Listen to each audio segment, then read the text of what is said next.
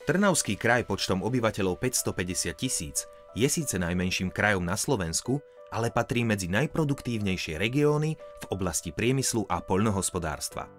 Priaznivý demografický potenciál, strategická geografická poloha, dlhoročné tradície kúpeľníctva a priaznivé klimatické podmienky sú predpokladom ďalšieho ekonomického rozvoja. Trnavský kraj je bohatý na prírodné krásy, turisticky atraktívne lokality a architektonické historické skvosty.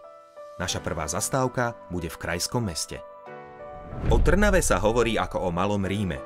Je v ňom mnoho kostolov a cirkevných inštitúcií, vrátane sídla trnavského arcibiskupa. Trnava dostala mestské privilégia ako prvé zo slovenských miest už v roku 1238, pričom pôvodný farský kostol, zasvetený svätému Mikulášovi, bol vtedy už dosť dlho jej súčasťou. Zásluhou kardinála Petra Pazmáňa sa gotický chrám zmenil na prevažne barokový.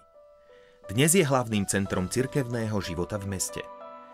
O výstavbu renesančného paláca na námestí svätého Mikuláša, ktorá bola dokončená v roku 1562, sa zaslúžil arcibiskup Mikuláš Olách.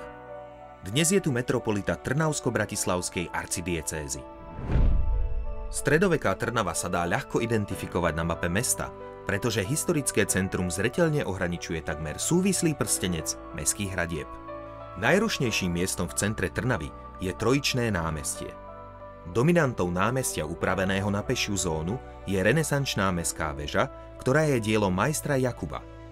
S Trnavou je spätý aj osvietený katolícky kňaz Anton Bernolák, ktorý bol vedúcou osobnosťou prvej generácie slovenských národných buditeľov. Pamätník Antona Bernoláka môžete nájsť pri západnej bráne mesta. V tomto krásnom mestečku môžete obdivovať dom hudby na ulici tunajšieho rodáka Mikuláša Šnajdera Trnavského, Oláhov seminár, ktorý bol prvým bohosloveckým seminárom na Slovensku. Zaujímavé sú i trnavské synagógy a mnoho ďalších jedinečných kultúrno-historických pamiatok. Dominantou malého mestečka Vrbové na východnom úpätí Malých Karpát je zvonica na západnej strane námestia Slobody. Jej stavba trvala 3 roky. Bola dokončená až v roku 1835. Po vytrvalých dažďoch sa v roku 1930 v dôsledku podmáčania základov náhle naklonila. Merania ukázali 90 cm odklon vrcholu veže od zvislej osy. Pokojne môžeme hovoriť o šikmej veži, ktorá však zďaleka nemôže konkurovať oveľa šikmejšej veži v talianskej Pize. Gróf Móric Beňovský z Vrbového bol dobrodruh a cestovateľ. Na svojich cestách sa dostal na Kamčatku, do Ameriky a na ostrov Madagaskar, kde ho dokonca zvolili za kráľa. V meste Vrbové západne od Piešťan možno navštíviť dom, kde sa slávny Beňovský narodil. Dnes slúži mestu ako knižnica a historická expozícia, no i ako miesto spoločenských udalostí. Presuňme sa z nedalekého Vrbového do Piešťan, známy hlavne svojimi kúpeľmi. Prevažná časť piešťanských kúpeľov je na ostrove, ohraničenom korytom a bočným ramenom Váhu. Jedným zo symbolov piešťanských kúpeľov je nádherná vodná rastlina Victoria regia, krášliaca malé jazierko v parku. Piešťanský kúpeľný ostrov je s mestom spojený krytým kolonádnym mostom pre chodcov. Podľa prevažujúceho materiálu ho volajú aj sklenený most. Jeho tvorcom je významný slovenský architekt Emil Beluš. V kúpeľnom mestečku je skutočne čo obdivovať a stráviť tam príjemné chvíle relaxu. Piešťany patria medzi najteplejšie a zároveň najslnečnejšie mestá na Slovensku. Názov vodnej nádrže Slňava, postavenej na Váhu poniže mesta, je teda celkom na mieste. Slňavu vybudovali kvôli výrobe elektrickej energie a na ochranu proti povodniam. Vodnú nádrž vyhlásili v roku 1980 za chránenú študijnú plochu, ochraňujúcu biotop početného vodného vtáctva. Svoju krátku potulku po Trnavskom kraji ukončíme v obci Dolná Krupa. Tunajší kaštieľ rodiny Brunsvikovcov je dielom veľkých tvorcov svojej doby. Súčasťou kaštieľa, rozprestierajúceho sa v blízkosti Hlohovca, je aj rozsiahly anglický park s dvomyselným vodným systémom, niekdajšia budova šlachtického divadla, baroková oranžéria, veľká zbierka obrazov a knižnica. V histórii kaštieľa však rezonuje meno Ludvíka van Beethovena, ktorý tu pravdepodobne skomponoval svoju slávnu sonátu Mesačného svitu. Túto pozoruhodnú pamiatku spravuje od roku 2003 Slovenské národné múzeum.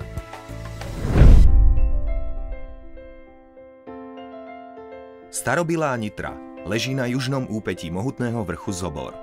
Je to mesto, v ktorom sa písali najstaršie dejiny. Pozývame vás na nezabudnutelnú potulku nielen týmto krajským mestom, ale aj nitrianskym regiónom, v ktorom nájdeme krásne kultúrno-historické dedičstvo. Veľký význam tomuto územiu dal hlavne príchod slovanských kmeňov, ich koncentrácia v oblasti dnešnej Nitry a vznik prvého slovanského kniežatstva.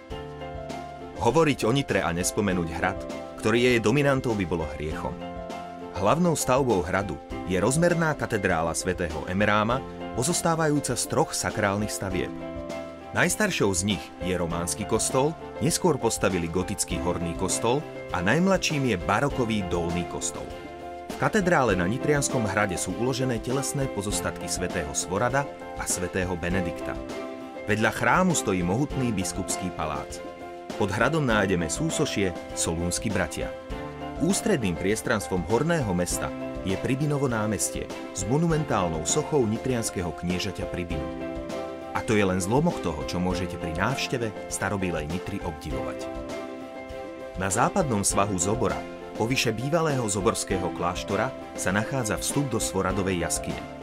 Vnútri neveľkej krasovej priehlbiny stojí už niekoľko storočí kamenný oltár svätého Svorada. Nad jaskyňou sa od roku 1932 týči železný kríž, starý vyše 450 rokov. Poniže Svoradovej jaskyne je krasová vyvieračka, nazývaná Svoradov prameň. Obec Oponice nevyniká svojou rozlohou, ale históriou a tajúplnosťou.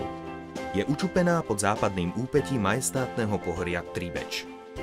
Môžete tu nájsť zrúcaniny Oponického hradu aj veľký renesančný kaštiel, ktorý bol rodovým sídlom Aponiovcov. Majetkom rodiny Aponiovcov bol kedysi aj menší renesančný kaštiel. Na jeho súčasnom vzhľade elegantnej stavby sa podpísali viaceré novoslohové úpravy.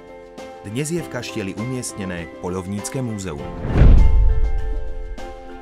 15 kilometrov južne od Nitry sa nachádza bývalé mestečko zvané Urmín.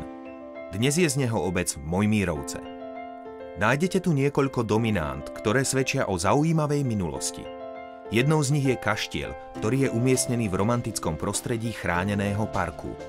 V ňom sa nachádza historická budova bývalej koniarne, ktorá pripomína, že v Mojmírovciach sa konali prvé konské dostihy už v roku 1814. Na ceste medzi Nitrou a Zlatými Moravcami nájdete obec Beladice. Obec je známa 2 kaštielmi. Jeden z nich dnes slúži ako luxusný hotel. Tento beladický kaštiel je spolu s priľahlým parkom vyhlásený za kultúrnu pamiatku.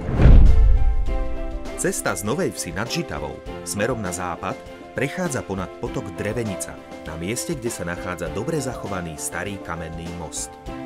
Postavili ho koncom 16. storočia, keď okolie obce plienili turecké vojská. Preto sa dodnes nazýva Turecký most. Do Topolčianok chodili kedysi najmocnejší ľudia krajiny. Najprv miestny zámok vlastnili Habsburgovci. Od roku 1923 bol sídlom prvého československého prezidenta Tomáša Garrigua Masaryka.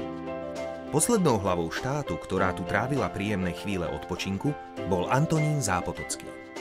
V klasicistickom krídle zámku je umiestnené múzeum s pôvodným zariadením a knižnicou, ktoré tu zostalo po arcivojvodovi Jozefovi Augustovi Habsburgovi. Šľachtic doktor Štefan Ambrózy Migazy založil v roku 1892 pri obci Tesárske Mlyňany botanickú záhradu s parkom. Dnes je z neho najväčšie a najnavštevovanejšie arborétum na Slovensku. Okolo romantického kaštieľa sa na ploche 67 hektárov rozprestiera nádherná zeleň s vyše 2300 druhmi domácich aj zahraničných drevín. Parkovú zeleň doplňajú jazierka a exotické pavilóny. Ak arborétum navštívite, možno to vo vás bude evokovať prostredie Japonska alebo Číny.